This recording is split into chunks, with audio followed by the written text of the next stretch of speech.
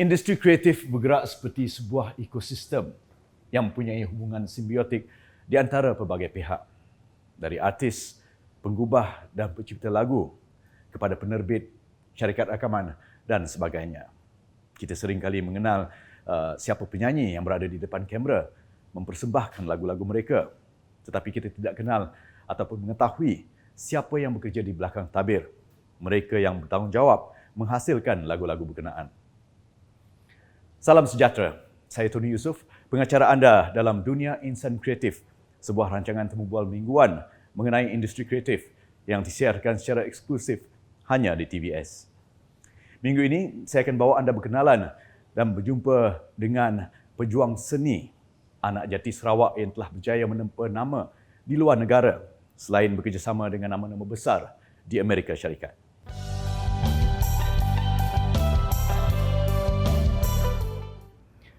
Kali ini kita berpeluang bersama-sama seorang pemuzik muda yang telah berjaya menempah nama di Amerika Syarikat.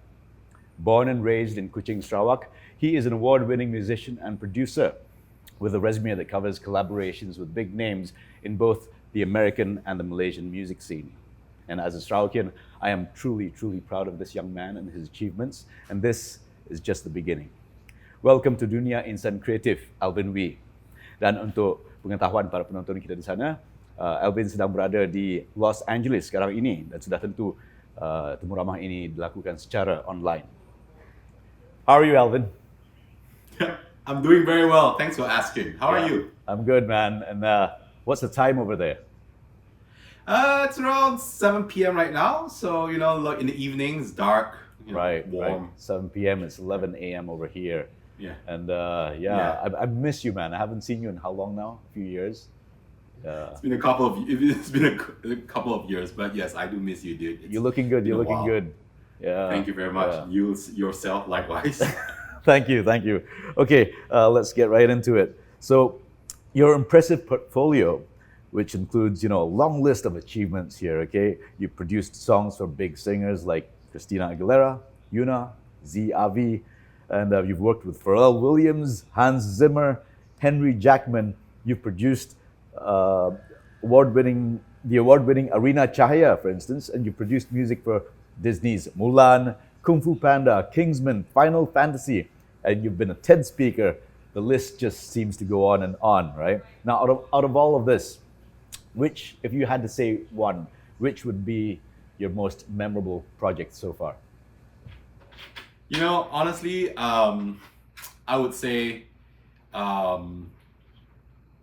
the Arena Cahaya one, the thing that started all when I got to perform with Zee. I got to be there with her and be on stage and perform that song that you kind of were in a small little room and you were doing, and having all of that happen and having people kind of watch you and then having someone text you say, "Hey, we saw you on TV." I think that's been the most memorable thing for me in my career, and I know despite so many things else. Excellent. And so you're currently based in Los Angeles, right? It's your second home where you're working and building your portfolio as you go. Now you've come back to Malaysia and collaborated with a few local singers in several projects. And do we have a good, healthy pool of talent here? Do we have the grit and the knowledge to be able to make it in the international scene? I believe we do. I believe we are, like great talents such as yourself, Yuna, Zee. Those are just without diminishing what we do. There are even more amazing talents in Malaysia, and like as someone from Kuching, Sarawak, and from East Malaysia, there's a huge pool of talent, and we just need to harness it. And we will, and we are competing in the real world, people like in terms of music and arts, so there are people that like the new Disney animated thing with Pixar is coming out, one of the writers, she's Malaysian, the new Marvel thing is like, two of the 8 main casts Malaysian. So, I mean, we have the talents, they've always been there. We are always competitive in the world, and I'd like to think that the only thing we need is for people to see that. And once people see that, I think we would be absolutely just, will blow people out of the water. So essentially, we lack the infrastructure, right? I think it's still we're still low on that, right? Because right now the arts, the creative industry as a whole is still seen to be a nice to have rather than a need to have, right? It's deemed a non-essential, essentially, which I think is not so right because people depend on entertainment to get to go by their days, right? Like especially during the COVID, what do people do? They watch TV all day, right? They listen to music throughout, right? And so, so on a personal level, I asked this to all my guests so far. Like personally, to you, what does one need instinctively, maybe, to excel and build a name in the industry? Like for yourself, how did you pursue it on a personal level? I can't speak for a lot of people. I think for me at least, I always resonate with the word or the phrase. There's someone who said, luck is when preparation meets opportunity. The harder you work, the luckier you get. And I've been really lucky my whole life. But that does not mean that I have been like, it's not given to you, right? So on a personal level, I think a lot of it's hard work. And a lot of it is, there's this thing where like, as Malaysians in general, we instinctually already have this like drive and we know the hustle and we understand that, I believe everyone has that and understand that you need to be that much, you have to play at that level to be then seen as equal. So, you have to give 150% to be viewed as 100%. And I always think, even if people are not giving that 150% and you are, people will eventually see that, and then that would, at least for me, people will start recognizing talent and they will start calling you, to do things. I believe that if I do it, everyone else around me can do it and everyone else can succeed. Right. Now that you've accomplished quite a bit at such a young age, being a small town boy in America, in Los Angeles, if you could change anything in the industry, the local music industry, for instance, what would it be? That's actually a very good question. I think, if one thing I want to change, if in the industry, is that we should be more accepting of our personal talents, the homegrown talents. And I get there is a lot of, I was talking about the fact that, we have so much talents and there's all in there and we just need to pick it out. The thing is, it is there, everyone's listening to it. We have friends who are just like far more incredible than I would say 80% of what I see out here in LA and in the United States and things in UK and things in, Australia or whatever. And the thing is, I think it's just one of those things where like the pasture is greener on the other side kind of thing, right? And I think we should start really looking at the people in our country and say we appreciate you and we want to support you, on top of seeing them, on top of seeing all these like foreign artists that that gets imported, like the Bruno Marses, the K-pops, the J Chos or whatever. Those are great. And the thing is, we need to see our local talents, or we need to change the perception. And that's what I want to, hopefully help people see, is that the people there are equally as talented as these people you see outside, and you should value them as such. Thank you for that word of wisdom. Now, moving on to COVID times. Pandemic. So how, like with lots of concerts being cut back, live performances being put on hold indefinitely, can you share with us like all the different creative ways of musicians and producers putting their music out there, for yourself, for instance? During the summer, I was working on a film, more on the post-production side, less on the production side, obviously. We were doing it half here in LA and half in the UK. So that was challenging, but still doable. Meaning, I would like half of it was done there. The recording of the artists was done scattered all throughout LA.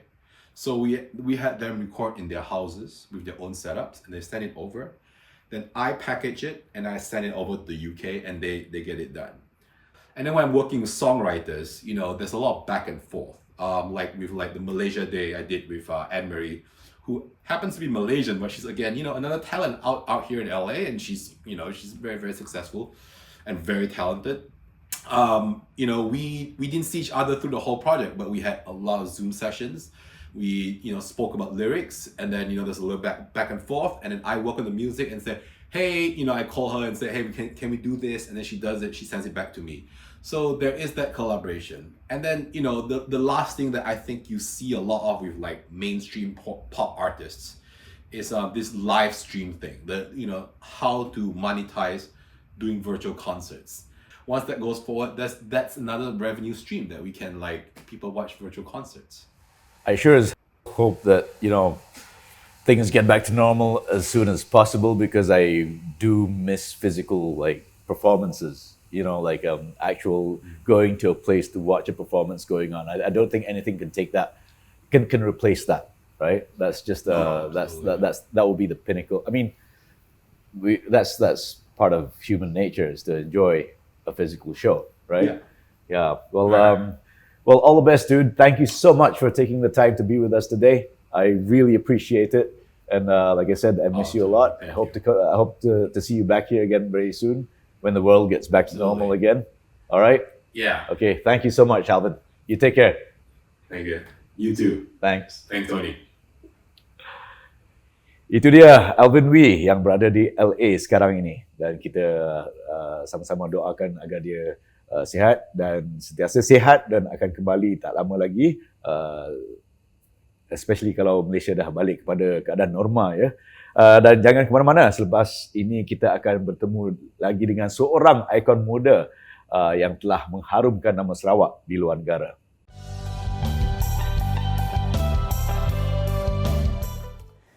Kita bakal bertemu dengan seorang pejuang seni yang telah terjebak dalam dunia muzik sejak umur muda lagi. Ya, born and raised in Miri, Sarawak, before she moved on to carve her marks in KL and eventually Los Angeles, she has toured and played in some of the best music festivals in the US. Her songs have also made the top 10 in several music charts. Pada tahun 2016, beliau telah memenangi anugerah Best Original Film Song di Festival dan Anugerah Filem Golden Horse in Taipei. A very impressive list of achievements, and she is just getting started. Kecil dan cute orangnya, tapi bakatnya besar. Ladies and gentlemen, the amazingly talented Zee Avi. Hello, apa khabar? Apa khabar? What an introduction. How you been? You been busy during since the pandemic? Actually, yes. Actually, I've been busier during the pandemic, ironically. Tapi okay. So far, so good. Everything is great. People around me are happy and healthy as well. I'm glad to be back in Malaysia during this tough time. Yeah, and I've been following. I mean, I'm a big fan of your TikToks and your Twitter. Wait, are you on TikTok too? No, but I see on your Twitter feeds. Okay, everyone says that they're not on TikTok Until they are. until they are. So you've been abroad, honing your singing and your songwriting, and now that you're back in Malaysia, I'm sure you've seen the disparity. Is there anything you can point out with regards to say, what's unique over here? What's the difference here? Is there anything that we lack, or we need improvement on here, or do we have what's special to us? I think we definitely have a good mix of both. We definitely have so many potential global exports in terms of the creative industry, be it film or music or anything in the arts, really. However, the list for what we lack is much longer than that, than what we have. If I may completely be honest, the first thing I think that we lack is the support for each other and the appreciation that we have for local talents. I kind of see this pattern that we start to appreciate our local talents once they are already abroad, and then we start to claim that we were a part of their journey. But But that's okay because sometimes it takes you, you need to get outside in order for you to be recognized.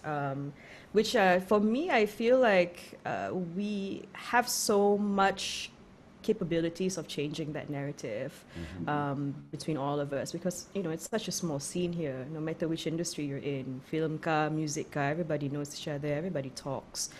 And from your view, I mean, is it then a better thing to start your career, your artistic career abroad than locally? I think it doesn't matter where you start, as long as you have the appreciation. Like you could be making music, you could be someone making music in the corner of Argentina, and it doesn't matter really. And that's the thing. Like a lot of people ask me, like, Kazi, how do I make music that will take me out of Malaysia? And I think that's really sad, actually. To first of all, have a different motive and agenda to want to make music or take it out. Like I understand, like it does have its pros and cons. Like if you're lucky, you will be able to menerokai dunia with your talent and your gift. However, like for that to be your first kind of rhyme and reason to make art, to get out of your country, like that says a lot just in that one question. It's like, why do you want to get out of your country? So your breakthrough story is a good example of modern day miracle. It demonstrates the power of viralism, and through social platforms, and in your case, YouTube, right? So how do you feel the internet and social media, how has it impacted the music business to date? It is the music business. Because again, there's a lot of artists that we know and love who are around now, like who are the co-creators of the internet. And because of that, because the internet is a whole different world, right? Like, do you remember a time when we used to say BRB? We're like, be right back from the internet, but now we live in it. So, like that is where we all have camera time. We all have a platform. We all have a voice. And so I think that you have to be in tune with the algorithms. You have to be in the know about all of the things that come within digitalizing your arts. Because again, the pandemic has propelled a lot of people to upgrade their gear. So because live streaming is how you make your bread and butter now, and it's no longer on stage. So right now we are actually already in the future. There are so many songs that blew up because of platforms like TikTok, SoundCloud. So many artists became mainstream radio Grammy award-winning artists because they posted their songs up on a social media platform and it blew up. What's your creative approach? For an artist to stay, I guess, for longevity, what's the way to go? I am the worst person to ask about this because I have no idea how to stay relevant. I know a lot of artists who are always reinventing themselves, and and I think that's great, but I'm just too lazy. I don't know. And but I do enjoy appreciating what I see around me. But yeah, I think you do have to always hang out with your gifts in order for you to know that the next step of your own evolution, especially as an artist, like you really constantly have to, get to know yourself more. It's like, okay, like I'm at this phase of my life now where I like listening to this, therefore, my perspective is this now. These are the kind of messages that I want to say now. I used to talk about that, but now I want to talk about this. So it's all part of growing, right? Absolutely, yeah. And if you could change anything in the local creative scene, what would it be? Besides the the support from each other? I think there should be more education on an artist's rights. I think that's very, very important, especially because like over here, like a lot of artists don't really know a lot about, for me, in my industry, like publishing, and masters, and recording rights, performance rights. Like we need to know everything and anything about that so that we know what's rightfully ours. Do we even have comprehensive regulations in place? Okay, for instance, I'm coming from a point of view of an actor. Actors don't get royalty. We don't get residual income, which is pretty sad, which I think we should be getting, but we don't.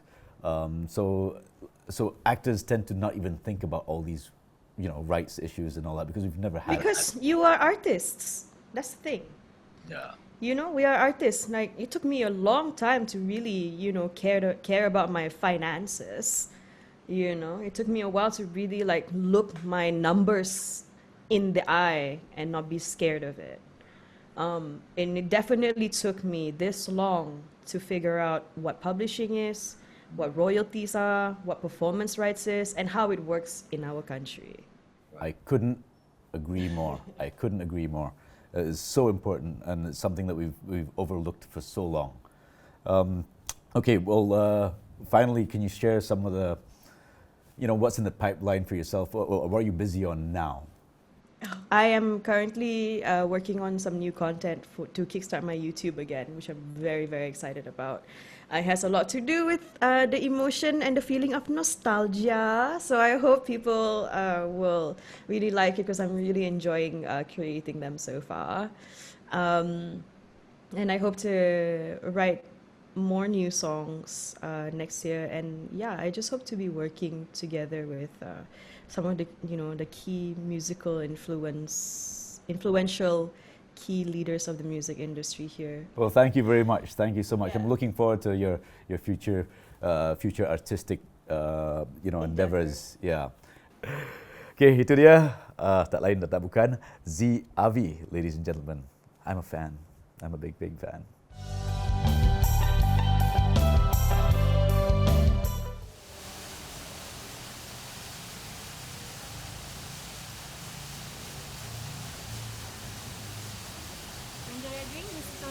Thank you very much. Tidak dinafikan, sememangnya wajar lebih banyak usaha diperlukan untuk membangunkan industri kreatif Malaysia. Seperti pepatah, bertepuk sebelah tangan takkan berbunyi, maka semua penggiat seni haruslah bersama-sama menghulur bantuan mental dan fizikal ke arah ini. Kita perlu mempunyai perubahan minda ataupun mindset serta berani dan sentiasa mencuba sesuatu yang baru untuk menjayakan industri ini. Tanpa perubahan sikap, industri kreatif Malaysia mungkin akan sentiasa terkebelakang di dalam arena kreatif global. Dan yang paling ditakuti, bakat-bakat seni Malaysia akan tenggelam di telan zaman. Maka makin kuranglah apa yang kita boleh banggakan sebagai warisan seni negara. Terima kasih kerana menonton. Terima kasih juga kepada para tetamu Alvin Wee dan Zee Avi kerana sudi meluangkan masa bersama kami. Terima kasih juga kepada Richamo Coffee, Gurney Mall, Kuala Lumpur kerana menaja lokasi penggambaran minggu ini. Saya Tony Yusof. Kita jumpa lagi di minggu depan di dalam Dunia Insan Kreatif.